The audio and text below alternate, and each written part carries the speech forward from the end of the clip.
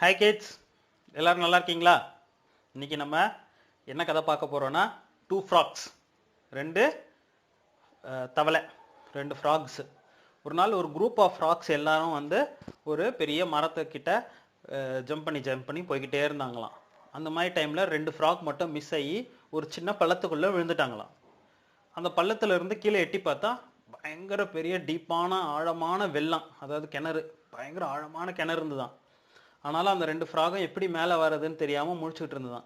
அப்போ மேலே இருந்த ஃப்ராக்ஸ்லாம் எட்டி பார்த்து சொல்லிச்சான், தயவுசெய்து நீங்கள் 2 பேரும் உள்ளே விழுந்துருங்க, ஏன்னா எப்படியும் நீங்கள் இறந்த மாதிரி தான், மேலே வர முடியாது, மேலே வரணும்னு ட்ரை பண்ணிங்கன்னா உள்ளே விழுந்து இறந்துருவீங்க, அதனால் நீங்கள் இப்படியே இருங்க அப்படின்னு சொல்லிச்சான்.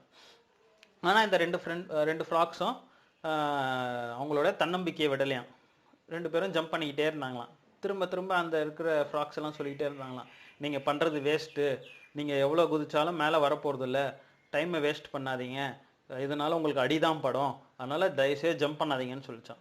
இதை கேட்டவுடனே ஒரு ஃப்ராகு ஜம்ப் பண்ணாமல் லைட்டாக அதாவது அவங்கள மோட்டிவேட் பண்ணாதால லைட்டாக ஜம்ப் பண்ணி திருப்பியும் பள்ளத்துக்குள்ளேயே விழுந்து அந்த ஆழமான கிணத்துக்குள்ளே விழுந்துடுச்சான். பட் இன்னொரு ஃப்ராக் மட்டும் இவங்க சொல்கிறத கேட்கவே இல்லையா, அது பாட்டுன்னு ஜம்ப் பண்ணிக்கிட்டே இருந்துதான்.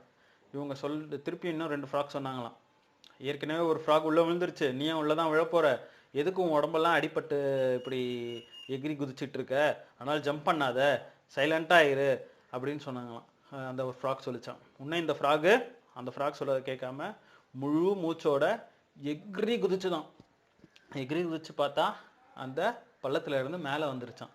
அப்போ சுற்றி இருக்கிற மற்ற ஃப்ராக்லாம் கேட்டாங்களாம், நாங்கள் சொன்னது உன் காதிலே விழலையா, எவ்வளோ நேரம் சத்தம் போட்டு சொன்னோம், உள்ளே விழுந்திருந்தனா நீயும் செத்துருப்ப, நல்லக்கெல்லாம் தப்பிச்ச அப்படின்னு சொன்னாங்களாம். அதுக்கு இந்த ஃப்ராக் சொல்லிச்சான், எனக்கு காதே கேட்கலாது, அதனால தான் நீங்கள் சொல்கிறது எதுவுமே எனக்கு கேட்கல அப்படின்னு இந்த ஃப்ராக் சொல்லிச்சான். இதுலேருந்து நமக்கு என்ன தெரியுது, நம்ம ஒரு வேலையை செய்யணும்னு முடிவு பண்ணிட்டோன்னா, உங்களுக்கு அதுக்கான கான்ஃபிடென்ஸ் இருந்ததுன்னா யார் உங்களை டிஸ்கரேஜ் பண்ணாலும் காதிலே கேட்கக்கூடாது.